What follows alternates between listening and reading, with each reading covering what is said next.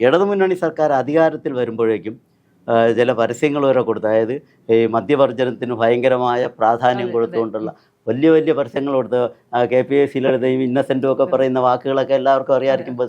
ഈ ട്രാൻസ്പോർട്ട് ബസ്സുകളിലൊക്കെ എഴുതി പതിച്ചിട്ടുള്ള കാര്യങ്ങളൊക്കെ അറിയാം. ഇന്ന് എവിടെ നിൽക്കുന്നു എന്നുള്ളത് ചോദിച്ചാൽ, ഈ ഇന്നലെ മെനിങ്ങാന്ന് പിന്നെ ബിവറേജസ് കോർപ്പറേഷൻ്റെ MD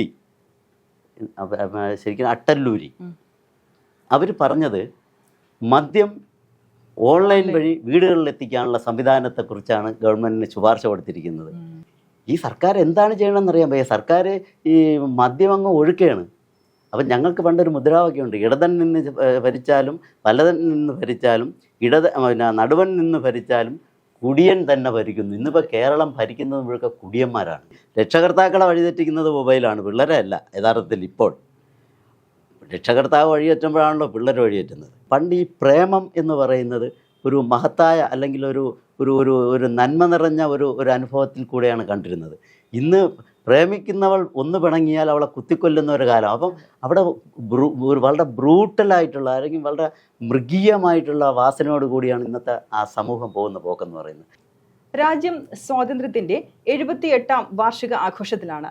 ഇന്ന് നമുക്കൊപ്പം അതിഥിയായി ചേരുന്നത് ഗാന്ധി പീസ് ഫൗണ്ടേഷൻ സെക്രട്ടറിയായ മുരുക്കുമ്പുഴ C. രാജേന്ദ്രനാണ്. സ്വാഗതം സർ. നമസ്കാരം. നമ്മളിപ്പോൾ സ്വാതന്ത്ര്യദിനത്തിൻ്റെ ആഘോഷങ്ങളുടെ മുമ്പിലാണ്. അപ്പോൾ നമ്മളുടെ ഇന്നത്തെ ജനതയ്ക്ക് സ്വാതന്ത്ര്യം എത്ര അമൂല്യമാണെന്നൊരു കാര്യം കൈവിട്ടു പോകുന്നൊരവസ്ഥയിലേക്കാണ് വന്നുകൊണ്ടിരിക്കുന്നതെന്നാണ് ഞാൻ മനസ്സിലാക്കുന്നത്. എന്താണ് അങ്ങയുടെ അഭിപ്രായം? ഈ ഇന്ത്യൻ സ്വാതന്ത്ര്യ സമരത്തിൽ പങ്കെടുക്കുവാനുള്ള ഭാഗ്യം സിദ്ധിക്കാത്ത ഒരു തലമുറയിൽപ്പെട്ടവരാണ് നമ്മൾ. ഈ ഇന്ത്യൻ സ്വാതന്ത്ര്യ സമരത്തിന് ഒരു പ്രത്യേകത ഉള്ളതെന്ന് വെച്ചാൽ, ലോകത്ത് നടന്നിട്ടുള്ള എല്ലാ സ്വാതന്ത്ര്യ സമരത്തിൽ നിന്നും വ്യത്യസ്തമായി മൂല്യങ്ങൾക്ക് പ്രാധാന്യം കൊടുത്തുകൊണ്ട് മഹാത്മാഗാന്ധി നയിച്ച ഒരു പ്രസ്ഥാനമായിരുന്നു ഇന്ത്യയിലെ സ്വാതന്ത്ര്യ സമരം.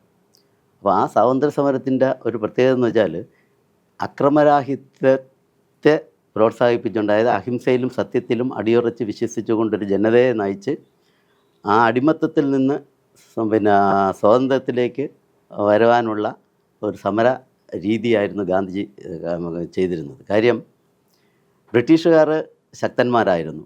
ബ്രിട്ടീഷുകാർക്ക് വേണമെങ്കിൽ നമ്മളെ ഏത് രീതിയിൽ വേണമെങ്കിലും ആക്രമിച്ച് കീഴ്പ്പെടുത്താമായിരുന്നു. പക്ഷേ അക്രമം ഒരു മാർഗമല്ല, ബ്രിട്ടീഷുകാരോട് അത് ചെയ്യുന്നത് ശരിയല്ല എന്ന് മനസ്സിലാക്കിയ ഗാന്ധിജി സത്യത്തിലും അഹിംസയും എന്നുള്ള ആ സമരമാർഗം സ്വീകരിച്ചുകൊണ്ടാണ് സ്വാതന്ത്ര്യ സമരത്തിലേക്ക് പങ്കെടുക്കുന്നത്.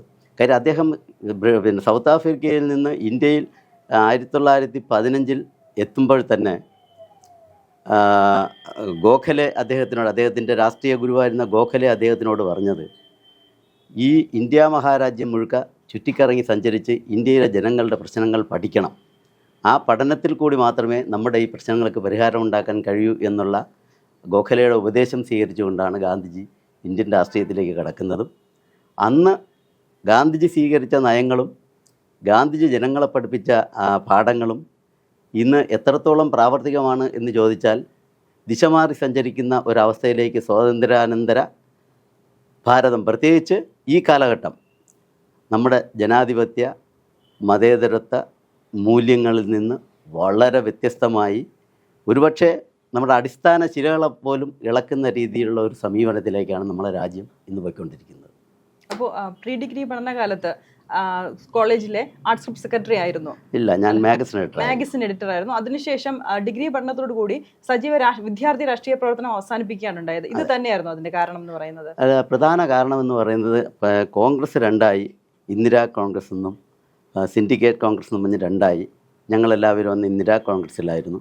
പക്ഷേ അന്ന് ഇന്ദിരാഗാന്ധിയോടുള്ള നയങ്ങൾ വിട്ടുകൊണ്ട് AK ആൻ്റണിയുടെ നേതൃത്വത്തിൽ കേരളത്തിൽ ഒരു പ്രത്യേക വിഭാഗം ഉണ്ടായിരുന്നു. ആ വിഭാഗം, അതായത് കേരളത്തിലെ കോൺഗ്രസ്, ആ വിഭാഗം അവസാനം ഇന്ദിരാഗാന്ധിയുടെ കോൺഗ്രസ്സിലേക്ക് ലയിക്കാനുള്ളൊരു തീരുമാനമുണ്ടായി 1982 വേളി സമ്മേളനത്തിൽ വെച്ച്. ആ സമ്മേളന തീരുമാനത്തോട് വിയോജിപ്പുള്ള അന്നത്തെ ഒരു KSU പ്രവർത്തകനായിരുന്നു, അല്ലെങ്കിൽ ഒരു കോൺഗ്രസ് പ്രവർത്തകനായിരുന്നു ഞാൻ. അതിനോട് വിയോജിപ്പ് രേഖപ്പെടുത്തിക്കൊണ്ട് ഞാൻ രാഷ്ട്രീയം 1982 പൂർണ്ണമായും ഉപേക്ഷിച്ചു. ഞാൻ നേരെ പോകുന്നത് മദ്യനിരോധന പ്രസ്ഥാനത്തിൻ്റെ അല്ലെങ്കിൽ സർവോദയ പ്രസ്ഥാനത്തിൻ്റെ മുതിർന്ന നേതാവായ ശ്രീ MP മൻമോഹൻ സാറിൻ്റെ അടുത്താണ്.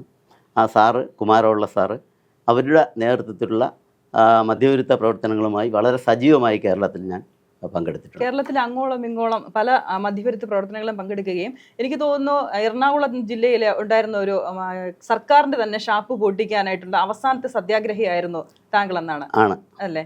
എങ്ങനെ അന്നത്തെ അനുഭവം എങ്ങനെയായിരുന്നു? പിന്നെ എറണാകുളം ജില്ലയിലെ മട്ടാഞ്ചേരിയിലെ കൂവപ്പാടത്ത് സർക്കാരിൻ്റെ ഒരു ചാരായ ഷാപ്പ് ഉണ്ടായിരുന്നു. ആ ചാരായ ഷാപ്പിനെതിരെ പ്രതീകാത്മകമായി ഈ മദ്യത്തിനെതിരായ ഒരു സമരത്തിൻ്റെ പ്രതീകാത്മകമായ ഒരു സമരമാണ് മന്മഥ സാറും കുമാരപിള്ള സാറിൻ്റെ നേതൃത്വത്തിൽ അവിടെ മാസങ്ങളോളം നടന്നത്. ആ സമരത്തിൽ ഞാനും പിന്നെ ആഴ്ചകളോളം ഞാൻ ആ ഇതിലുണ്ടായിരുന്നു.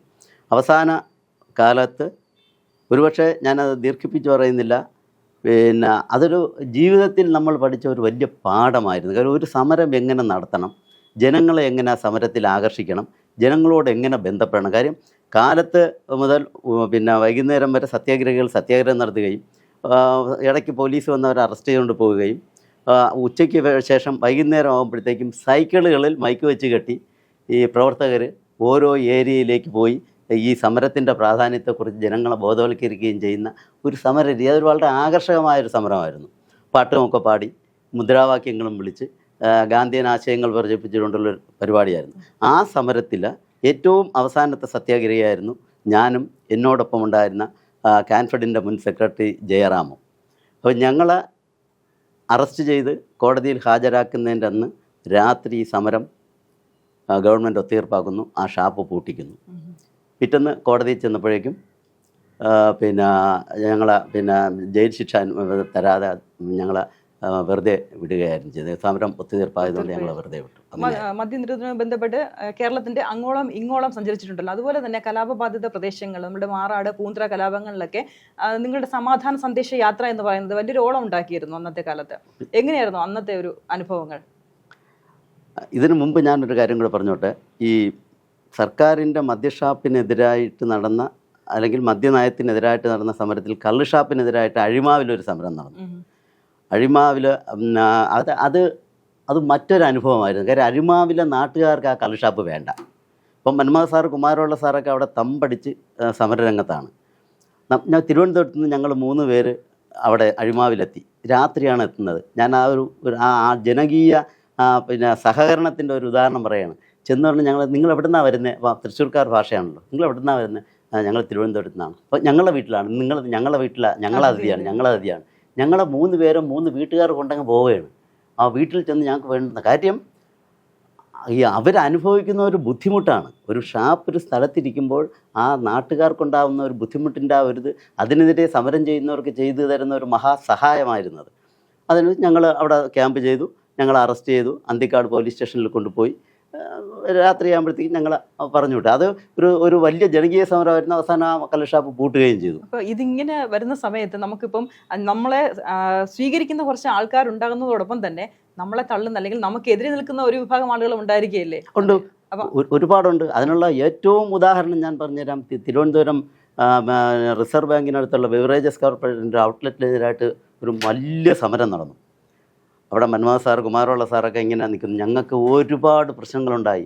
മന്മഥ സാറിൻ്റെ MG കോളേജിൽ മന്മഥ സാർ പ്രിൻസിപ്പലായിരിക്കുമ്പോൾ പഠിച്ച വിദ്യാർത്ഥികളിൽ പലരും അവിടെ മദ്യം വാങ്ങിക്കാൻ വരികയും മന്മഥ സാറിനെ കളിയാക്കുകയും ഞങ്ങൾക്ക് സമരത്തിനെതിരായിട്ട് ഒരുപാട് ശല്യങ്ങളുണ്ടാക്കുകയും അവസാനം പോലീസിൽ പരാതിപ്പെടുകയും അവസാനം G കുമാരപിള്ള സാറ് നിരാഹാരം കിടക്കുകയും അന്ന് K കരുണാകരൻ്റെ നേതൃത്വത്തിലുള്ള ഭരണമാണ് കേരളത്തിൽ നിലനിൽക്കുന്നത്.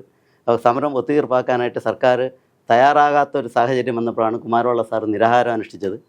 അന്ന് ആ നിരാഹാരത്തിന് പിന്തുണ പ്രഖ്യാപിച്ചുകൊണ്ട് മുരുക്കുമ്പുഴയിൽ നിന്ന് മദ്യനിരോധന സമിതിയുടെ മുരുക്കുമ്പുഴ യൂണിറ്റിൻ്റെ നേതൃത്വത്തിൽ ഞങ്ങൾ നയിച്ചു കൊണ്ടുവന്ന ഒരു പദയാത്ര ഉണ്ടായിരുന്നു. അന്നത്തെ പഴയ കേന്ദ്രമന്ത്രി ലക്ഷ്മി എൻ മേനോനാണ് ആ സമരം ഉദ്ഘാടനം ചെയ്തത്. ആ ജാഥ ഒരു വലിയ അനുഭവമുള്ള ഒരു ജാഥയായിരുന്നു. ഒടുവിൽ സർക്കാരിന് ഒത്തുതീർപ്പാക്കേണ്ടി വന്നു. അങ്ങനെ ആ സമരവും അവിടെ അവസാനിക്കുകയാണ് ചെയ്തത്. അപ്പോൾ നമുക്കിനി പൂന്തറയിലേക്കുള്ള സമാധാന യാത്രയെക്കുറിച്ച് സംസാരിക്കാം. എന്തായിരുന്നു അവിടുത്തെ ഉണ്ടായിരുന്നത്? പൂന്തറയിൽ ഉണ്ടായിരുന്ന വർഗീയ കലാപമായിരുന്നു. പൂന്തറ വിഴിഞ്ഞം ഭാഗങ്ങളിലൊക്കെ ആ വർഗീയ കലാപത്തിന് അവസാനം ഒരുപാട് ആൾക്കാർക്ക് ബുദ്ധിമുട്ടും പ്രയാസങ്ങളും വന്നു. ഗാന്ധി സ്മാരക നിധി ഇടപെട്ടു.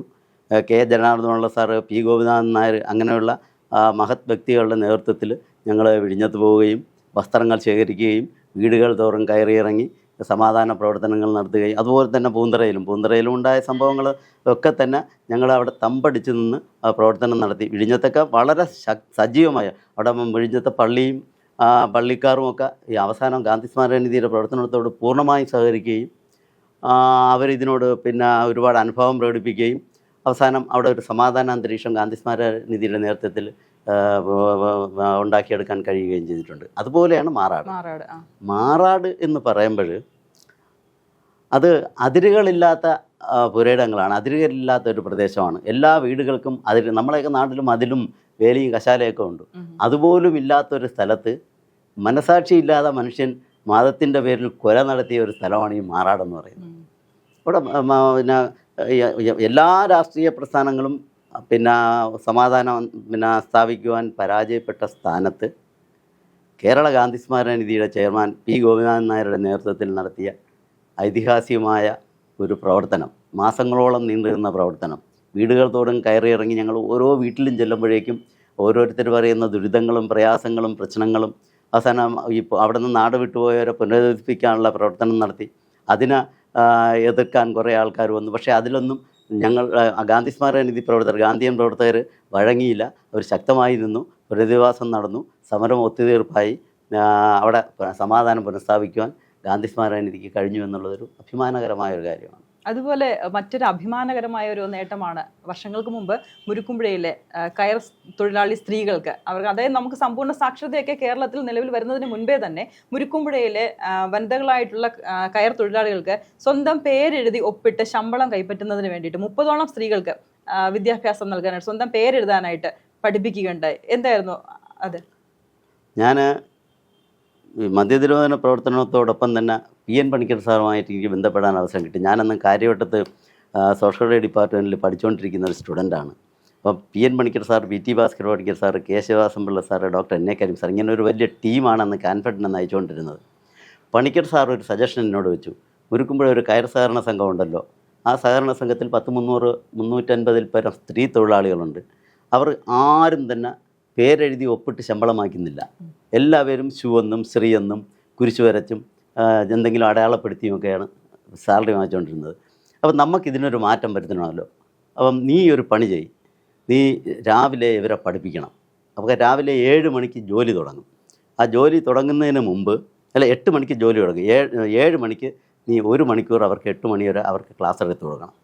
അപ്പം ഞാനന്ന് കാര്യവട്ടത്ത് MA പഠിക്കുന്ന സമയമാണ്. അപ്പം ഞാൻ പറഞ്ഞു, സാർ എനിക്കിങ്ങനെ ക്ലാസ് തൻ്റെ ഒരു MA ഇതൊന്നുമല്ല, ഇത് ഏറ്റവും വലിയ കാര്യം എന്ന് പറഞ്ഞാണ് ഈ സാമൂഹ്യ സേവനം എന്ന് പറഞ്ഞ് എന്നെ അതിൽ പിന്നെ വളരെയധികം താല്പര്യം തന്ന് പണിക്കർ സാറും PT ഭാസ്കര പണിക്കർ സാറും കൂടെ മുരുക്കുമ്പുഴയിൽ വന്ന് ഈ സ്ത്രീകൾ പണി ചെയ്യുന്ന പാക്കളത്തിൽ വന്ന് അവരുമായി സംസാരിച്ച് അവിടെ ക്ലാസ്സിനുള്ള എല്ലാ സൗകര്യങ്ങളും, പുസ്തകങ്ങൾ, അവർക്ക് എഴുതാനുള്ള ഉപകരണങ്ങളും ഒക്കെ കൊടുത്തുകൊണ്ടുള്ള ഒരു ശക്തമായ ഒരു പഠനം. അതായത് അത് രാവിലെ 7 മുതൽ 8 വരെ കയർ പിരിക്കുന്ന തൊഴിലാളികളുണ്ട്. കയർ പിരിക്കുന്ന തൊഴിലാളികൾക്ക് ക്ലാസ്. 8 മുതൽ 9 വരെ തൊണ്ട് തല്ലുന്ന തൊഴിലാളികളുണ്ട്, അവർക്ക് ക്ലാസ്. അപ്പം ഈ 2 ക്ലാസ്സുകൾ ഓരോ ദിവസവും എടുക്കും. പക്ഷെ ഒരു വലിയ അനുഭവം എന്ന് പറയുന്നത് ഈ രാവിലെ ക്ലാസ് എടുക്കാൻ ചെല്ലുമ്പോഴത്തേക്കും അക്ഷരം പഠിപ്പിക്കാൻ പറ്റില്ല. തലേ ദിവസം വീട്ടിൽ കിട്ടിയ ഇടിയുടെയും കണക്കും ദുഃഖങ്ങളും പ്രയാസങ്ങളും മക്കളെ പഠിപ്പിക്കാൻ പറ്റാത്ത ബുദ്ധിമുട്ടുകളും ഒക്കെയാണ് ദിവസവും ഈ സ്ത്രീകൾ ഇങ്ങനെ പറഞ്ഞുകൊണ്ടിരിക്കുന്നത്. അപ്പം അക്ഷരം പഠിപ്പിക്കുക ഒരറ്റത്ത് ഒരു കാൽ മണിക്കൂർ അക്ഷരം പഠിപ്പിക്കുമെങ്കിൽ 3/4 മണിക്കൂർ ഇവരുടെ ദുരിതങ്ങളും പ്രയാസങ്ങളും കേൾക്കുക എന്നുള്ളതാണ്. ഞാൻ ഒരു ഉദാഹരണം പറയാം. ഒരു സ്ത്രീ എന്നോട് വന്ന് പറഞ്ഞു, ഒരു നിവർത്തിയുമില്ല, 2 പെൺമക്കളെയും കൊണ്ട് എനിക്ക് വീട്ടിൽ ജീവിക്കാൻ പറ്റുന്നില്ല, എന്തെങ്കിലും ഒരു ഇത് ചെയ്യണം. ഞാനൊരു ദിവസം ആ വീട്ടിൽ പോയി വൈകുന്നേരം വീട്ടിലെത്തിയപ്പോഴേക്കും ഗൃഹനാഥൻ വീട്ടിൻ്റെ മുൻവശത്ത് പായിൽ കിടന്ന് ഈ സ്ത്രീയെ ശരിക്കും ശകാരിക്കുന്നു, പിന്നെ തെറി വിളിക്കുന്നു. ഞാൻ ഒരു കൊച്ചടുക്കള, ഒരു കൊച്ചുമുറി, കൊച്ചു വീട് ചെന്നപ്പോഴേക്കും തിളച്ച് കിടന്ന കഞ്ഞി അതുപോലെ ആ കലത്തോടെ ഇട്ട് പൊട്ടിച്ച അടുക്കള മുഴുക്കൻ നിറഞ്ഞു കിടക്കുന്നു, കാല് വയ്ക്കാൻ പറ്റില്ല.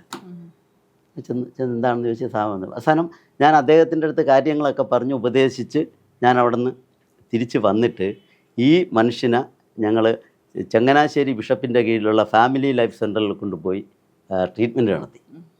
ട്രീറ്റ്മെൻറ്റ് നടത്തിയപ്പോഴത്തേക്കും അത് ഫലപ്രദമാണെന്ന് കണ്ടു. അങ്ങനെ മുരുക്കുമ്പുഴയിൽ നിന്ന് അവസാനം സുഗതകുമാരി ടീച്ചറിൻ്റെ ബോധി ഹോസ്പിറ്റൽ, അതൊരു വലിയ 23 പേര് മദ്യപാനികളെ മുരുക്കുമ്പുഴയിൽ നിന്ന് പിന്നെ ബോധി ഹോസ്പിറ്റലിൽ കൊണ്ടുവന്ന് ചികിത്സിപ്പിക്കുകയും അതിലൊരാൾ മദ്യനിരോധന സമിതിയുടെ മുരുക്കുമ്പുഴ യൂണിറ്റിൻ്റെ സെക്രട്ടറി ആകുകയും ചെയ്തു എന്നുള്ളത് ഞങ്ങൾ നടത്തിയ അഭിമാനകരമായ പ്രവർത്തനത്തിൻ്റെ ഒരു വളരെ അഭിമാനം ഉണ്ടാക്കുന്ന ഒരു സംഗതിയായിരുന്നു. അപ്പം നമ്മൾ പറഞ്ഞുകൊണ്ടിരുന്നത് സ്ത്രീകൾ വിദ്യാഭ്യാസത്തിന് കൊടുക്കുന്ന അക്ഷരം പഠിപ്പിച്ചു തുടങ്ങുന്ന ആ ഒരു സമയം. അക്ഷരം പഠിക്കുക. അപ്പം അക്ഷരം പഠിപ്പിച്ചു കൊണ്ടിരിക്കുമ്പോഴേക്കും ഇവരുടെ യാവജാതിയൊക്കെ കേട്ടു, ഇവർ അക്ഷരം പഠിപ്പിച്ചു. വളരെ വളരെ ഉന്നതരായ ആൾക്കാരും ഈ മാധവിക്കുട്ടി ഉൾപ്പെടെയുള്ളവർ ഈ സ്ത്രീകളുമായി വന്ന് സംസാരിച്ചിട്ടുണ്ട്. സാംസ്കാരിക രംഗത്തെ പല ഉന്നതരും, ശാസ്ത്ര സാഹിത്യ പരിഷത്തിൻ്റെയൊക്കെ പല ആൾക്കാരും അവിടെ വരികയും ഇവർക്ക് രാവിലെ അല്ലെങ്കിൽ പിന്നെ ആഴ്ചയിൽ ഒരു ദിവസം ഇവർക്ക് ജനറൽ ക്ലാസ്സുകൾ കൊടുക്കുമായിരുന്നു, ബോധവൽക്കരണ ക്ലാസ്സുകൾ കൊടുക്കുമായിരുന്നു. അപ്പോൾ അതിലൊക്കെ പങ്കെടുത്ത് അവസാനം ഇവരെല്ലാവരും പേരെഴുതി ഒപ്പിടാൻ നന്നായി പഠിച്ചു. ആ രജിസ്റ്റർ, ആദ്യത്തെ രജിസ്റ്ററും രണ്ടാമത്തെ രജിസ്റ്ററുമൊക്കെ ദൂരദർശൻ വന്ന് ക്യാമറയിൽ പകർത്തി അത് ദൂരദർശനിലൂടെ ഒരു 15 മിനിറ്റത്തെ പ്രോഗ്രാമായി അത് പിന്നെ കാണിക്കുകയും ചെയ്തിട്ടുണ്ട്. അതൊരു വലിയ ചേഞ്ചായിരുന്നു. കാര്യം ഇന്നും ആ ക്ലാസ്സിൽ വന്നിട്ടുള്ളവരുടെ ജീവിതത്തിൽ ഒരുപാട് മാറ്റമുണ്ട്. മാറ്റം വേറൊന്നുമല്ല, സാംസ്കാരികമായൊരു മാറ്റം, അവരുടെ ചിന്തയിലുള്ള മാറ്റം, അവരുടെ പ്രവൃത്തിയിലുള്ള മാറ്റം. അപ്പോൾ അത് ഇങ്ങനെയുള്ള പിന്നെ പ്രവർത്തനങ്ങൾ നടത്തുന്നത് വളരെ ഉപയോഗപ്രദമാണെന്ന് അന്ന് ആ സംഭവം തെളിയിച്ചിട്ടുണ്ട്. അതിൽ നിന്നും പ്രചോദനം ഉൾക്കൊണ്ടാണോ, അതായത് മുരുക്കുമ്പുഴയിലുള്ള തന്നെ ഒരു കൂട്ടം യുവാക്കൾക്ക് തൊഴിലധിഷ്ഠിതമായ വിദ്യാഭ്യാസ സൗകര്യങ്ങൾ ഉണ്ടാക്കി കൊടുക്കുകയും അതിൻ്റെ സർട്ടിഫിക്കറ്റ് വിതരണവും ജോലി നേടാനായിട്ടുള്ള സഹായങ്ങളൊക്കെ ചെയ്തു കൊടുത്തതായിട്ടൊരു അറിവുണ്ട്. അതെ, അത് കേന്ദ്ര ഗവൺമെൻറ് കീഴിലുള്ള പിന്നെ ഒരു മന്ത്രാലയത്തിൻ്റെ കീഴിലുള്ളതാണ് ശ്രമിക് വിദ്യാപീഠ്. പിന്നീട് ജനശിക്ഷൻ സംസ്ഥാനം എന്നുള്ള പേരിൽ വന്ന അവർ ഈ പ്രാദേശിക തലത്തിൽ നാട്ടുംപുറത്തുള്ള ആൾക്കാർക്ക് ചെറുപ്പക്കാരെ തൊഴിൽ പരിശീലനം കൊടുക്കുക, അതിലൂടെ അവർ ഉപജീവന മാർഗം കണ്ടെത്തുക എന്നുള്ള ഒരു പദ്ധതി. അത് ഞാൻ ശ്രമിക് വിദ്യാപീഠുമായി സഹകരിച്ച് ഒരു 10-12 കോഴ്സുകൾ മുരുക്കുമ്പോഴാണ്. അതൊരു വലിയ അത്ഭുതമായിരുന്നു. കാര്യം electrical course, electric wiring course, home appliance mechanism course, welding course, plumbing course, പിന്നെ പെൺകുട്ടികൾക്ക് nursing and laboratory technician course, പിന്നെ ടൈലറിംഗ് കോഴ്സ്, ബ്യൂട്ടീഷ്യൻ കോഴ്സ്, ഇങ്ങനെ നിരവധി കോഴ്സുകൾ മുരുക്കുമ്പുഴയിൽ നടത്തി ഒരു കൂട്ടം ചെറുപ്പക്കാർക്ക് കേന്ദ്ര ഗവൺമെൻറ് സർട്ടിഫിക്കറ്റാണ് എവിടെ ചെന്നാലും വിലയുണ്ട്. അതിനുള്ള ഒറ്റ ഉദാഹരണം പറയാം. പ്ലംബിംഗ് കോഴ്സിൽ ഉള്ള ഒരു ചെറുപ്പക്കാരൻ ഗൾഫിൽ പോയിട്ട് പിന്നെ വിസ കാലാവധി കഴിഞ്ഞപ്പോഴേക്കും ഏതെങ്കിലും സർട്ടിഫിക്കറ്റ് കാണിക്കണമെന്ന് പറഞ്ഞു. ശ്രമിക് വിദ്യാപീഠിൻ്റെ സർട്ടിഫിക്കറ്റ് കാണിച്ചപ്പോൾ അപ്പോൾ തന്നെ വിസ അടിച്ചു. കാര്യം സെൻട്രൽ ഗവൺമെൻറ് സർട്ടിഫിക്കറ്റാണ്, വിദേശത്ത് എവിടെ ചെന്നാലും വിലയുള്ളതാണ്. അങ്ങനെ മുരുക്കുമ്പോഴുള്ള നിരവധി ചെറുപ്പക്കാർ വിദേശത്ത് പോയി തൊഴിൽ കിട്ടുന്നതിന് ഈ ഒരു പഠന പരിപാടി, അതായത് തൊഴിൽ പരിശീലന പഠന പരിപാടി വളരെയധികം ഉപകരിച്ചു. അവർക്കൊക്കെ വളരെ നേട്ടവും ഉണ്ടായിട്ടുണ്ട്. അതുപോലെ തന്നെ സുഗതകുമാരി മാമുമായിട്ട് ഒരു അഭേദ്യമായ ഒരു ബന്ധമുണ്ടായിരുന്നു. മാമുമായിട്ടുള്ള അടുപ്പത്തെക്കുറിച്ച്? സുഗതകുമാരി ടീച്ചറുമായിട്ടുള്ള ഒരു അടുപ്പം എന്ന് പറയുന്നത് എനിക്ക് ഒരു 30-40 വർഷത്തോളം ആവും. അത് വളരെ അടുത്ത ബന്ധമാണ്. കാര്യം ടീച്ചർ ഒരു മദ്യവിരുദ്ധ പ്രവർത്തനത്തിൽ സജീവമായി നിൽക്കുന്ന ഒരാളായിരുന്നു. അപ്പോഴാണ് ഞാൻ എൻ്റെ മദ്യനിരോധന പ്രവർത്തനവുമായി ബന്ധപ്പെടുന്നതും മന്മഥ സാറുമായിട്ട് ബന്ധപ്പെടുന്നതും. മന്മഥ സാറും ഞാനുമായിട്ടുള്ള ബന്ധവും ടീച്ചറുമായിട്ട് കൂടുതൽ അടുക്കാനുള്ള അവസരമുണ്ടായി. അങ്ങനെയാണ് മുരുക്കുമ്പുഴയിൽ നിന്ന് 22ഓളം പേരെ ഈ ബോധി ഹോസ്പിറ്റലിൽ കൊണ്ടുവന്ന് പിന്നെ അഡ്മിറ്റ് ചെയ്തതും അവരെ ചികിത്സിപ്പിച്ചതും ഭേദമാക്കിയതും അവരുടെ കുടുംബങ്ങൾ. അത് അവിടെ കാണേണ്ട ഒരു വലിയ കാര്യം എന്ന് പറയുന്നത് എത്രയോ സ്ത്രീകൾ അന്ന് എന്നോട് പറഞ്ഞിട്ടുണ്ട്, ജീവിതത്തിൽ ആദ്യമായൊരു ഓണം ആഘോഷിക്കുന്നത് ഈ മനുഷ്യൻ കൂടി നിർത്തിയതിന് ശേഷമാണ്. അതൊരു സത്യവുമായിരുന്നു. ചിലർ വഴിതെറ്റി പിന്നും പോയിട്ടുണ്ടോ ഇല്ലെന്ന് ഞാൻ പറയുന്നില്ല, പക്ഷേ ജീവിതത്തിലെ ഒരു വലിയൊരു അനുഭവമായിരുന്നത്. അപ്പം പിന്നെ ടീച്ചറുമായിട്ടുള്ള അടുപ്പം എന്ന് പറയുമ്പോഴത്തേക്ക് പിന്നെ ടീച്ചറുമായിട്ട് വളരെ വളരെ അടുപ്പമായി ബോധി അവിടുത്തെ പ്രവർത്തനങ്ങളുമായി സജീവമായി പ്രവർത്തനത്തിലായി. മദ്യനിരോധന പ്രവർത്തനത്തിൽ ആയി. ഗാന്ധി സ്മരണനിധിയുടെ പ്രവർത്തനമായ എസ് എൻ ടീച്ചറും ഞങ്ങളും തമ്മിൽ വളരെയേറെ സഹകരിച്ചു. പിന്നെ ട്രിവാൻഡ്രത്ത് നടത്തുന്ന സമാധാന പ്രവർത്തനങ്ങളിലൊക്കെ ടീച്ചറുമായിട്ട് ചേർന്ന് ഞങ്ങൾ ഒരുപാട് പ്രവർത്തനങ്ങൾ നടത്തിയിട്ടുണ്ട്. ഈ ടീച്ചർ മുരുക്കുമ്പുഴയിൽ വന്നിട്ടുണ്ട്. മുരുക്കുമ്പുഴയിലെ എല്ലാ പ്രവർത്തനങ്ങളിലും ടീച്ചർ സഹകരിച്ചിട്ടുണ്ട്. എന്ന് പറഞ്ഞാൽ എനിക്ക് ഒരുപക്ഷെ എൻ്റെ പൊതുപ്രവർത്തനത്തിൽ മാർഗനിർദ്ദേശം നൽകിയിട്ടുള്ള ഒരു പ്രധാന വ്യക്തിയും കൂടിയാണ് സുഗതകുമാരി ടീച്ചർ. അപ്പോൾ ഇങ്ങനെയുള്ള പ്രവർത്തനങ്ങളിൽ പലതരത്തിലുള്ള പ്രവർത്തനങ്ങൾ നടത്തുമ്പോൾ ഈ മാറി മാറി വരുന്ന സർക്കാരുകളിൽ നിന്നും ഗാന്ധി ഫീസ് ഫൗണ്ടേഷനൊക്കെ കിട്ടിക്കൊണ്ടിരുന്ന ഒരു പിന്തുണ എങ്ങനെയായിരുന്നു? സ്വാഭാവികമായും നിങ്ങൾ ആദ്യം മനസ്സിലാക്കേണ്ടത് ഈ മദ്യവിരുദ്ധ പ്രവർത്തനം എന്ന് പറയുന്നത് സർക്കാർ വിരുദ്ധ പ്രവർത്തനമായിട്ടാണ് ഇന്ന് കാണുന്നത്. സ്വാഭാവികമായും കാര്യം സർക്കാരിൻ്റെ ഏറ്റവും വലിയ വരുമാനം എന്ന് പറയുന്നത് മദ്യമാണ്. അപ്പം ഞങ്ങൾ നടത്തുന്ന മദ്യവിരുദ്ധ പ്രവർത്തനങ്ങളോട് സർക്കാർ യോജിക്കുന്നില്ല. അതെ. പക്ഷേ ഞങ്ങൾ നടത്തുന്ന സമാധാന പ്രവർത്തനങ്ങളോട് സർക്കാർ പൂർണ്ണമായും യോജിക്കും.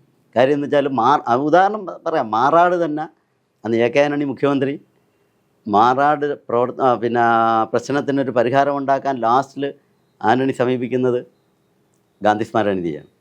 അപ്പോൾ ഗാന്ധി സ്മാരകനിധിയുടെയും ഗാന്ധിയൻ പ്രവർത്തനത്തിൻ്റെയും ആ മഹത്വം മനസ്സിലാക്കിയിട്ടാണ് അദ്ദേഹം ഗാന്ധി സ്മാരകനിധിയുടെ ചെയർമാനുമായി ബന്ധപ്പെടുന്നത്. അപ്പം ഞങ്ങൾക്കുള്ള അനുഭവം എന്ന് പറയുന്നത്, ഞങ്ങൾക്ക് ആരോടും വിയോജിപ്പൊന്നുമില്ല. ഞങ്ങൾക്ക് എല്ലാവർക്കും സമൂഹത്തിൽ നല്ല ഗാന്ധിമാർഗ പ്രവർത്തകർക്ക് സമൂഹത്തിൽ നല്ല മാന്യത അന്നുമുണ്ട് ഇന്നുമുണ്ട്. അതൊരു സത്യവുമാണ്. പക്ഷേ മദ്യവിരുദ്ധ പ്രവർത്തനം വരുമ്പോഴത്തേക്കും ഞങ്ങളെ കളിയാക്കുകയും തിരിച്ച് സമാധാന പ്രവർത്തനം വരുമ്പോൾ ഞങ്ങളോട് വളരെയേറെ പ്രോത്സാഹനം നൽകുകയും ചെയ്യുന്ന ഒരു നിലപാട് മാറി മാറി വരുന്ന സർക്കാരുകളിൽ നിന്ന് ഉണ്ടായിട്ടുണ്ട്. ഇപ്പോൾ പുതുതായി ഗുരുദേവ ദർശന പഠന കേന്ദ്രം എന്നൊരു പ്രസ്ഥാനം മുരുക്കുമ്പുഴയിൽ സ്ഥാപിക്കുകയുണ്ടായി. എന്തായിരുന്നു അങ്ങനെ ഒരു പ്രസ്ഥാനമായി മുരുക്കുമ്പുഴയിൽ തന്നെ സ്ഥാപിക്കണം എന്നുള്ളൊരു ആശയം വരാനുള്ള കാരണം? അതിനകത്ത് ഒരു പ്രധാന ഘടകം എന്ന് പറഞ്ഞാൽ ശ്രീനാരായണ ഗുരു ജനിച്ചത് ചെമ്പഴന്തിയിലാണല്ലോ.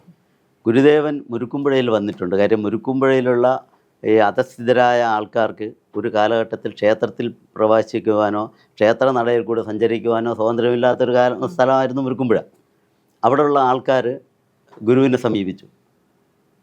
ഞങ്ങൾക്ക് ഒരു ക്ഷേത്രം വേണം എന്ന് പറഞ്ഞ് ഗുരുവിനെ സമീപിച്ചു. ഗുരു മുരുക്കുമ്പുഴയിൽ വരികയും മുരുക്കുമ്പുഴയിലെ അന്തരീക്ഷങ്ങൾ ശരിക്കും മനസ്സിലാക്കുകയും പഠിക്കുകയും ചെയ്തിട്ട് അവിടെയുള്ള പാണൂർ കുടുംബം എന്ന് പറയുന്ന ഒരു കുടുംബം, ഇവിടെ ഒരു 1.5 ഏക്കറോളം സ്ഥലം ക്ഷേത്രം അല്ലല്ല ഹിന്ദു ഈഴവ കുടുംബം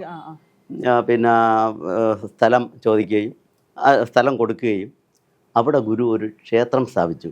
ആ ക്ഷേത്രം ഗുരു സ്ഥാപിച്ച ക്ഷേത്രം എന്ന് പറയുന്നത് വിഗ്രഹമല്ല. അവിടെ സ്ഥാപിച്ച വിഗ്രഹം എന്ന് പറയുന്നത് ഓം സത്യം ധർമ്മം ദയാശാന്തി എന്നുള്ള സന്ദേശ പ്രതിഷ്ഠയായിരുന്നു. ശിവപ്രതിഷ്ഠ പിന്നീട് ഈ പ്രതിഷ്ഠ നടത്തിയതിന് ശേഷം ആൾക്കാരുടെ ആവശ്യപ്രകാരം ബോധാനന്ദ സ്വാമികൾ, ഗുരുവിലൂടെ വന്ന ബോധാനന്ദ സ്വാമികളാണ് അവിടെ ശിവപ്രതിഷ്ഠ സ്ഥാപിച്ചത്. പക്ഷേ മുരുക്കുമ്പുഴ ശ്രീ കാളകണ്ഠേശ്വര ക്ഷേത്രത്തിൽ ഗുരു സ്ഥാപിച്ച പ്രതിഷ്ഠ എന്ന് പറയുന്നത് ഓം സത്യം ധർമ്മം ദയാ ശാന്തി. ഇത് ലോകത്തിന് നൽകിയ ഒരു മഹത്തായ സന്ദേശമാണ്. പക്ഷേ അത് ഉൾക്കൊള്ളാൻ ഒരുപക്ഷെ മുരുക്കുമ്പുഴക്കാർക്ക് 1 നൂറ്റാണ്ട് വേണ്ടി വന്നു എന്നുള്ളതാണ് വേറൊരു സത്യം. കാര്യം 100 വർഷം വരെയും എല്ലാവരും ഇങ്ങനെ ഒരു പ്രതിഷ്ഠയെക്കുറിച്ച് ആരും ചിന്തിച്ചിട്ടുമില്ല. അവസാനം 100 വർഷം തികഞ്ഞപ്പോഴേക്കും ഒരു ചിന്ത വന്നു. ഗുരു ഈ നാട്ടിൽ മുരുക്കുമ്പുഴയിൽ വന്നതാണല്ലോ, ആ മുരുക്കുമ്പുഴയിൽ ഇതിൻ്റെ സ്മരണ നിലനിർത്തുന്ന കാര്യങ്ങൾ ഉണ്ടാവണമല്ലോ എന്നുള്ളൊരു കൂട്ടം ചിന്ത വന്ന് ആ ചിന്ത ഒരു സോനിയർ, ഒരു സ്മരണികയിൽ കൂടെ 101-ാം വാർഷികത്തിൽ ഒരു സ്മരണിക ഇറക്കി ഗുരു വന്നതിൻ്റെ പ്രാധാന്യം സമൂഹത്തെ അറിയിക്കണമെന്ന് വിചാരിച്ച് ഞങ്ങളൊരു സ്മരണികയ്ക്ക് വേണ്ടി സർവ്വമതക്കാരുടെയും കൂടെ ഒരു യോഗം കൂടി. ആ യോഗത്തിൽ സ്മരണിക ഇറക്കാൻ തീരുമാനിക്കുകയും അടുത്ത യോഗത്തിൽ ഈ സർവ്വമതത്തിലുള്ള ആൾക്കാർ ഒന്നിച്ച് പറഞ്ഞത് നമുക്കിതൊരു പ്രസ്ഥാനമായി മാറണം. അങ്ങനെ ചർച്ചകളിലൂടെ വന്ന ഒരു പേരാണ് ഗുരുദേവ ദർശന പഠന കേന്ദ്രം. കാര്യം ഇതൊരു പഠന കേന്ദ്രമാവണമെന്നുള്ള ഒരു സജഷൻ കൂടെ വന്നപ്പം ഗുരുദർശനത്തെക്കുറിച്ച് പഠിക്കുക എന്നുള്ളതാണ് ഇതിൻ്റെ പ്രധാന ലക്ഷ്യം. ഗുരുദേവ ദർശന പഠന കേന്ദ്രം എന്നുള്ള ഒരു പേരോടുകൂടി അവിടെ ഒരു പ്രസ്ഥാനം ഉണ്ടായി. പക്ഷെ അത് മുരുക്കുമ്പുഴയിൽ വലിയ മാറ്റം ഉണ്ടാക്കി. വലിയ മാറ്റം എന്ന് പറഞ്ഞാൽ കുമാരനാശാൻ ഉദ്ഘാടനം ചെയ്ത ശ്രീനാരായണ ഗുരുദേവൻ അനുഗ്രഹിച്ച ശ്രീനാരായണ വിലാസം ഗ്രന്ഥശാല, എനിക്ക് തോന്നുന്നു തിരുവനന്തപുരം ജില്ലയിൽ തന്നെ അന്ന് ആ കാലത്ത് 100 വർഷങ്ങൾക്ക് മുമ്പ് 4ാമത്തെ ഗ്രന്ഥശാല എങ്ങാണ്ടായിരുന്നു മുരുക്കുമ്പുഴയിലുള്ള SND ഗ്രന്ഥശാല. 6600-ൽ പരം പുസ്തകങ്ങളുണ്ടായിരുന്ന ഒരു ഗ്രന്ഥശാല. ആ ഗ്രന്ഥശാല കാലാന്തരത്തിൽ പൂർണ്ണമായും നശിക്കുകയും ഒരു പുസ്തകം പോലും അവശേഷിക്കാത്ത രീതിയിലാവുകയും ഈ ലേബൽ മാത്രം SNB ഗ്രന്ഥശാല അല്ലെങ്കിൽ ശ്രീനാരായണ വിലാസം ഗ്രന്ഥശാല എന്നുള്ള ലേബൽ മാത്രം ഇങ്ങനെ മുരുക്കുമ്പുഴയിലെ അന്തരീക്ഷത്തിൽ പറന്ന് നടക്കുകയും ചെയ്ത അവസരത്തിലാണ് ഞങ്ങൾ ഈ ഗുരുദേവ ദർശന പഠനകേന്ദ്രം ഉണ്ടാകുന്നത്.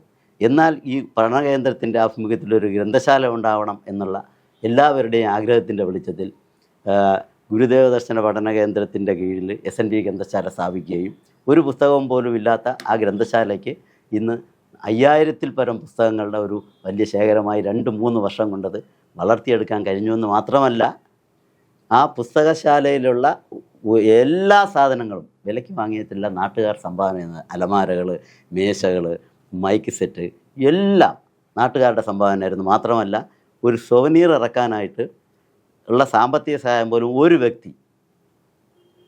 വ്യക്തി ജയൻ എന്ന് പറയുന്ന ഒരു വ്യക്തി, തുണ്ടിൽ വീട്ടിൽ ജയൻ എന്ന് പറയുന്ന ഒരു വ്യക്തി 80,000-ൽ പരം രൂപ തന്നാണ് ആ ഒരൊറ്റ സൗന്ദര്യം. ഒരു പരസ്യം പോലും ഇല്ലാതെ ഗുരുവിൻ്റെ ദർശനങ്ങൾ പരമാവധി ഉൾപ്പെടുത്തിക്കൊണ്ടുള്ള ഒരു നല്ല സൗന്ദര്യം ഇറക്കാൻ കഴിഞ്ഞു.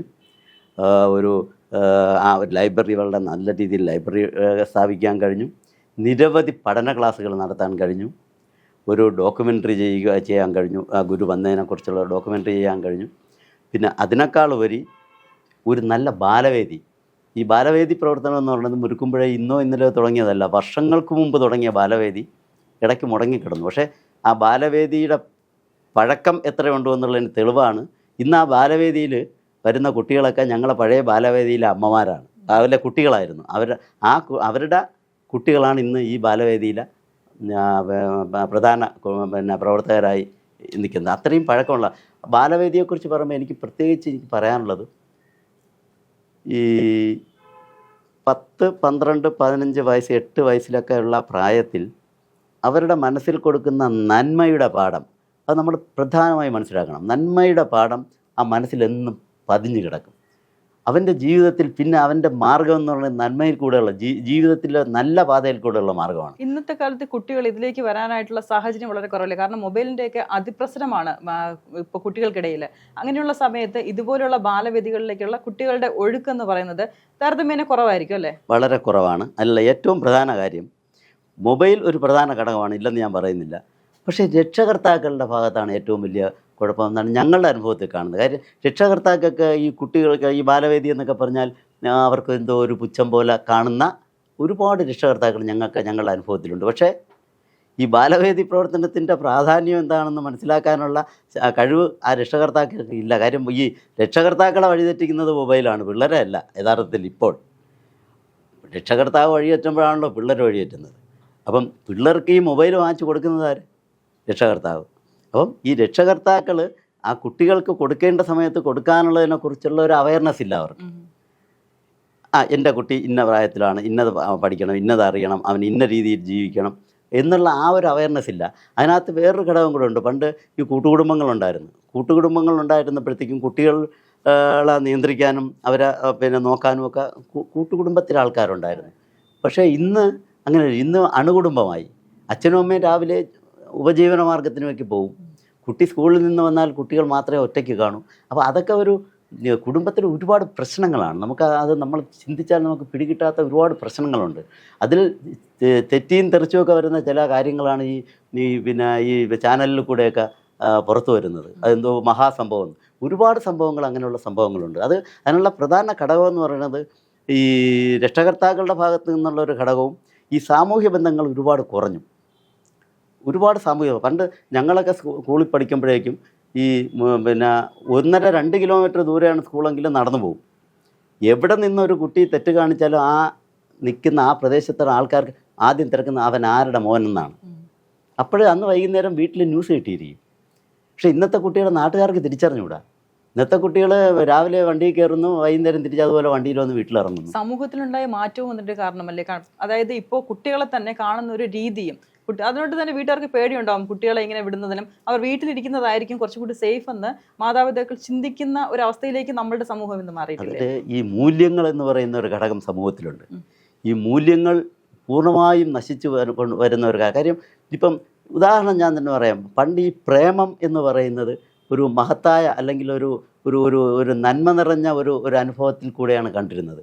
ഇന്ന് പ്രേമിക്കുന്നവൾ ഒന്ന് പിണങ്ങിയാൽ അവളെ കുത്തിക്കൊല്ലുന്ന ഒരു കാലം. അപ്പം അവിടെ വളരെ ബ്രൂട്ടലായിട്ടുള്ള അല്ലെങ്കിൽ വളരെ മൃഗീയമായിട്ടുള്ള വാസനയോട് കൂടിയാണ് ഇന്നത്തെ ആ സമൂഹം പോകുന്ന പോക്കെന്ന് പറയുന്നത്. നമുക്കത് ചിന്തിക്കാൻ പറ്റുന്നില്ല. എത്ര കുട്ടികളുടെ ജീവനാണ്.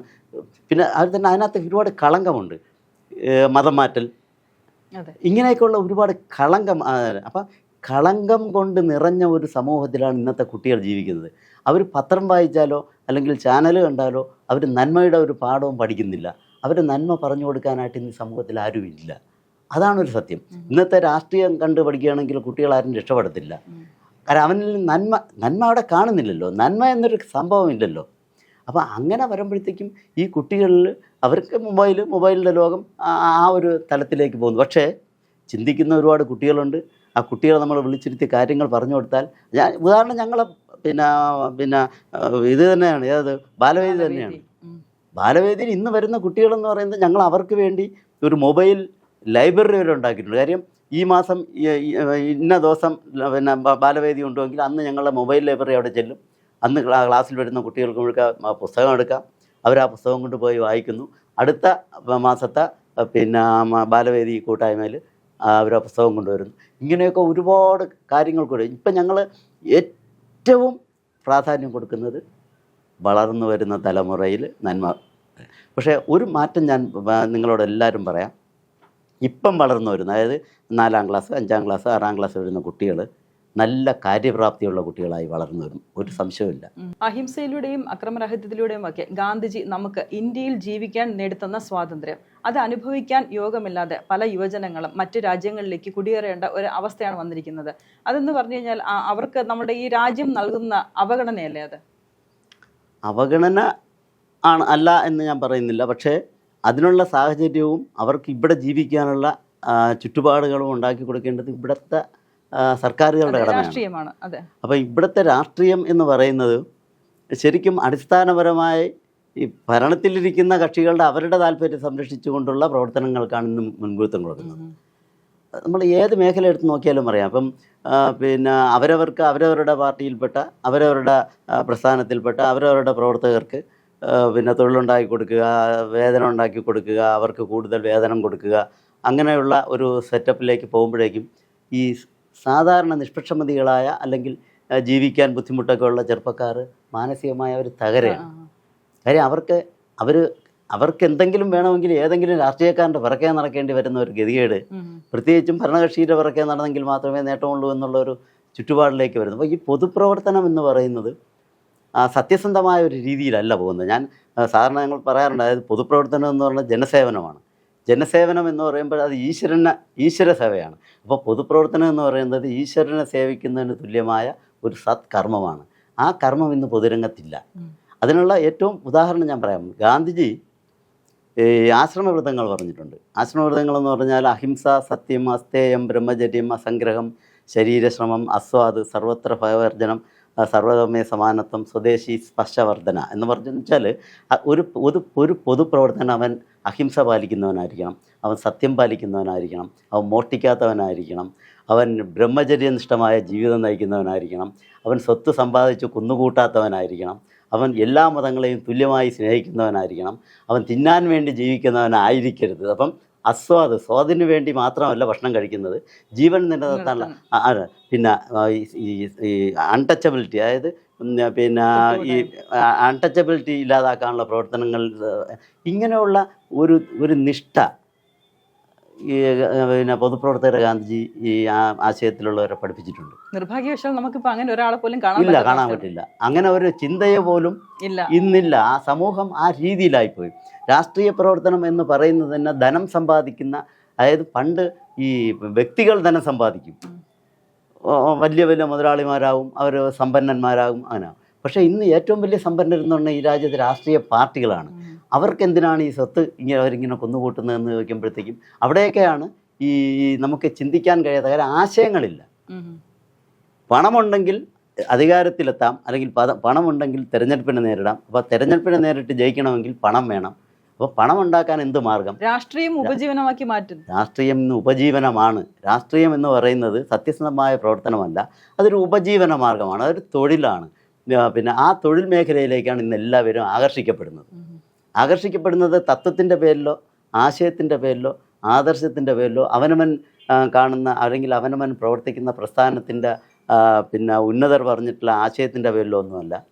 എനിക്ക് ജീവിക്കാൻ എന്ത് മാർഗം, അല്ലെങ്കിൽ എനിക്ക് പണം സമ്പാദിക്കാൻ എന്ത് മാർഗം, എനിക്ക് അധികാരത്തിലെത്താൻ എന്ത് മാർഗം, ഇങ്ങനെയുള്ളൊരു ചിന്താഗതിയിലേക്ക് പോയി. അതിന് ഏറ്റവും വലിയ ഉദാഹരണം പറയാം. മഹാത്മാഗാന്ധി ഇന്ത്യൻ സ്വാതന്ത്ര്യ സമരം നയിക്കുമ്പോഴേക്കും ഇന്ത്യയിലെ ജനങ്ങളെ പഠിപ്പിച്ചത് എന്താണ്? ആശയപരമായും പഠിപ്പിച്ചു, തൊഴിൽപരമായും പഠിപ്പിച്ചു. എങ്ങനെ ഇന്ത്യക്ക് സ്വാതന്ത്ര്യം കിട്ടിക്കഴിഞ്ഞാൽ നമ്മുടെ നാട്ടിലെ ജനങ്ങൾ എങ്ങനെ ജീവിക്കണമെന്ന് പഠിപ്പിച്ചുകൊണ്ടാണ് ഗാന്ധിജി സ്വാതന്ത്ര്യ സമരം നയിച്ചത്. അതൊക്കെ പോയി. ഒരുപക്ഷെ സ്വാതന്ത്ര്യാനന്തര കാലത്ത് അധികാരത്തിൽ വന്ന കോൺഗ്രസ്സാണ് അധികാരത്തിൽ വന്നത്. വർഷങ്ങളോളം കോൺഗ്രസ് ഭരിച്ചു. ആ ഭരണത്തിൻ്റെ ഓരോ 5 വർഷം കഴിയും തോറും ഗാന്ധിയൻ മൂല്യങ്ങളിൽ നിന്ന് ആ പ്രസ്ഥാനം അകന്നകന്നകന്നു പോയാണ് ഇന്ന് ആ പ്രസ്ഥാനം ഭരണരംഗത്തിൽ നിന്ന് പ്രതിപക്ഷ രംഗത്തേക്ക് വന്നു പോയത്. അപ്പം ഇവിടുത്തെ ഒരു പ്രധാന പ്രശ്നം എന്ന് പറയുന്നത് ആരായിരുന്നാലും ആശയങ്ങളിൽ നിന്ന് വ്യതിചരിച്ചുള്ള രാഷ്ട്രീയ പ്രവർത്തനം ഇന്ന് വളരെ അപകടമുണ്ടാക്കുന്നു. മാത്രമല്ല ഇന്ത്യയിൽ ഇന്ന് ഉണ്ടായിക്കൊണ്ടിരിക്കുന്ന ജനാധിപത്യത്തിനും മതേതരത്വത്തിനും വെല്ലുവിളി നടത്തുന്ന ഒരു സംവിധാനം ഇന്ത്യയിൽ വളർന്നു വരുന്നു. ഏറ്റവും അപകടമുള്ളതാണ് നമ്മുടെ ഭരണഘടനയെപ്പോലും വെല്ലുവിളിക്കുന്ന അവസ്ഥയിൽ. ഇപ്പം തന്നെ ഈ വോട്ടർ വിഷയം വന്നിട്ടുണ്ടല്ലോ.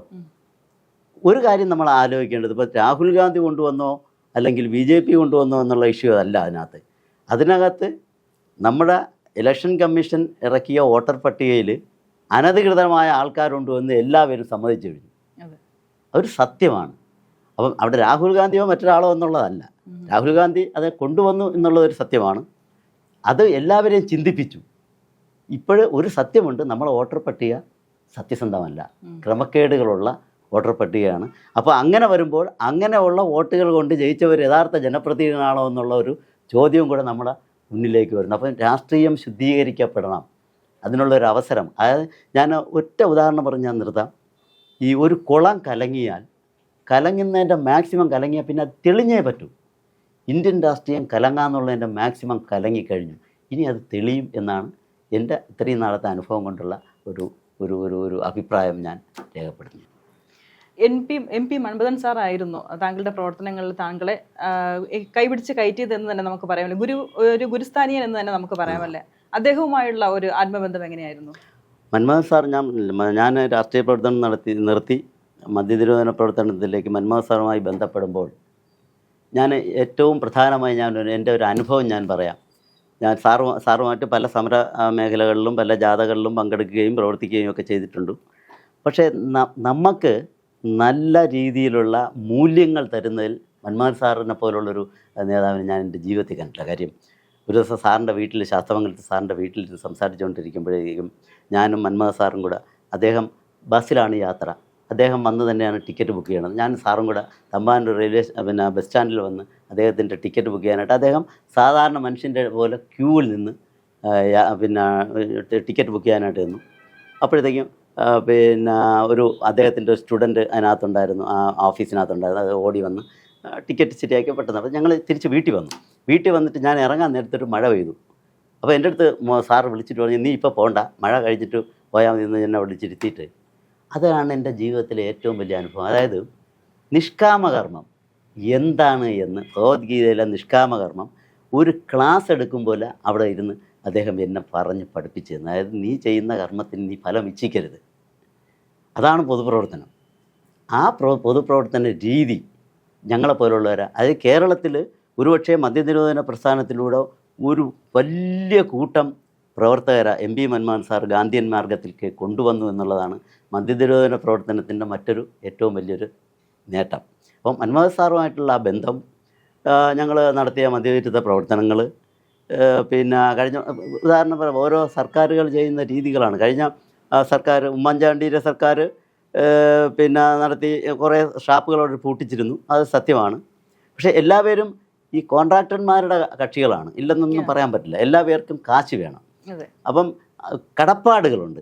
ഈ കടപ്പാടുകളാണ് ഈ മദ്യ രംഗത്തുള്ള ഏറ്റവും വലിയൊരു വിഷയം. ഇപ്പം ഇടതുമുന്നണി സർക്കാർ അധികാരത്തിൽ വരുമ്പോഴേക്കും ചില പരസ്യങ്ങൾ വരെ കൊടുത്തു. അതായത് ഈ മദ്യവർജനത്തിന് ഭയങ്കരമായ പ്രാധാന്യം കൊടുത്തുകൊണ്ടുള്ള വലിയ പരസ്യങ്ങൾ കൊടുത്ത് KPSCയിലെഴുതുകയും ഇന്നസെൻറ്റും ഒക്കെ പറയുന്ന വാക്കുകളൊക്കെ എല്ലാവർക്കും അറിയാമായിരിക്കും. ഈ ട്രാൻസ്പോർട്ട് ബസ്സുകളിലൊക്കെ എഴുതി പതിച്ചിട്ടുള്ള കാര്യങ്ങളൊക്കെ അറിയാം. ഇന്ന് എവിടെ നിൽക്കുന്നു എന്നുള്ളത് ചോദിച്ചാൽ, ഈ ഇന്നലെ മെനിങ്ങാന്ന് ബിവറേജസ് കോർപ്പറേഷൻ്റെ MD ശരിക്കും അട്ടല്ലൂരി, അവർ പറഞ്ഞത് മദ്യം ഓൺലൈൻ വഴി വീടുകളിൽ എത്തിക്കാനുള്ള സംവിധാനത്തെക്കുറിച്ചാണ് ഗവൺമെൻറ്റിന് ശുപാർശ കൊടുത്തിരിക്കുന്നത്. കാര്യം മദ്യം വാങ്ങിച്ചാലും ആളുകൾ വീട്ടിൽ കൊണ്ടുപോയാണ് കുടിക്കുന്നത്. അപ്പം വീട്ടിൽ ഉള്ളവർ വീട്ടിൽ ഇരുന്ന് തന്നെ ഞങ്ങൾ എത്തിച്ചു കൊടുക്കാം, അവിടെ ഇരുന്ന് കുടിച്ചോ എന്നാണ്. അവർക്ക് ഈ സമൂഹവുമായി ബന്ധമില്ലാത്തതുകൊണ്ടാണ് അത് പറയുന്നത്. മദ്യം വാങ്ങിച്ചിട്ട് വീട്ടിൽ വന്നല്ല കുടിക്കണം, വീട്ടിൽ വന്നിരുന്ന് കുടിക്കാൻ പെണ്ണുങ്ങൾ സമ്മതിക്കില്ല. ഒരുപാട് പ്രശ്നങ്ങളുണ്ട് വീടുകളിൽ. അപ്പോൾ ആ പ്രശ്നങ്ങളിൽ നിന്ന് ഒളിച്ചോടാൻ വേണ്ടിയിട്ട് സമൂഹത്തിൽ പല സ്ഥലങ്ങളിൽ പോയിരുന്ന നാട്ടുകാർക്ക് ദ്രോഹം ഉണ്ടാക്കുന്ന രീതിയിൽ മദ്യപിക്കുന്ന എത്രയോ കേസുകളുണ്ട്. അതെ. ഈ സർക്കാർ എന്താണ് ചെയ്യണമെന്നറിയാൻ വയ്യ. സർക്കാർ ഈ മദ്യം അങ്ങ് ഒഴുക്കുകയാണ്. അപ്പം ഞങ്ങൾക്ക് പണ്ടൊരു മുദ്രാവാക്യമുണ്ട്, ഇടതൻ നിന്ന് ഭരിച്ചാലും വലതൻ നിന്ന് ഭരിച്ചാലും നടുവൻ നിന്ന് ഭരിച്ചാലും കുടിയൻ തന്നെ ഭരിക്കുന്നു. ഇന്നിപ്പോൾ കേരളം ഭരിക്കുന്നത് മുഴുവൻ കുടിയന്മാരാണ്. അതെ, രാഷ്ട്രീയം അവരുടെ കൈകളിലാണെന്ന് വേണമെങ്കിൽ നമുക്ക് പറയാം അല്ലേ? അവരുടെ കൈകളിലാണ്. അവർ അതായത് ഷാപ്പ് കോൺട്രാക്ടർമാരുടെ ചൊൽപ്പടിക്ക് നീങ്ങുന്ന ഒരു സംവിധാനമായി രാഷ്ട്രീയ പ്രസ്ഥാനങ്ങളും ഭരിക്കുന്ന കക്ഷികളും ആ ഭരിക്കുന്ന ഭരണക്കാരും പണമാണ് വലുത്. അതെ, അതായത് അവരുടെ വരുമാനത്തിന്റെ ഏറ്റവും പ്രധാനപ്പെട്ട സ്രോതസ് എന്ന് പറയുന്നത് ഇതാണ് പിന്നെ മദ്യമാണ്. പക്ഷേ ഈ വരുമാനത്തിന് ഇപ്പോഴും മനസ്സിലാകുന്നില്ല. വരുമാനത്തിൻ്റെ ഏറ്റവും വലിയ സ്രോതസ്സ് മദ്യമെന്ന് പറയുമ്പോൾ മദ്യപാനം കൊണ്ടുണ്ടാകുന്ന ദോഷം കൊണ്ടൊരു സർക്കാരിനുണ്ടാകുന്ന സാമ്പത്തിക നഷ്ടം എന്ത് കണക്കാണ് പറയണമെന്ന് ഇപ്പോഴും ഞങ്ങൾക്ക് മനസ്സിലാകുന്നില്ല. ഈ അപകടങ്ങൾ, ഈ ആത്മഹത്യകൾ, ഈ വീട്ടിലെ അലോസരങ്ങൾ ഒന്നും വേണ്ട, ബാക്കി എല്ലാം കളയാം.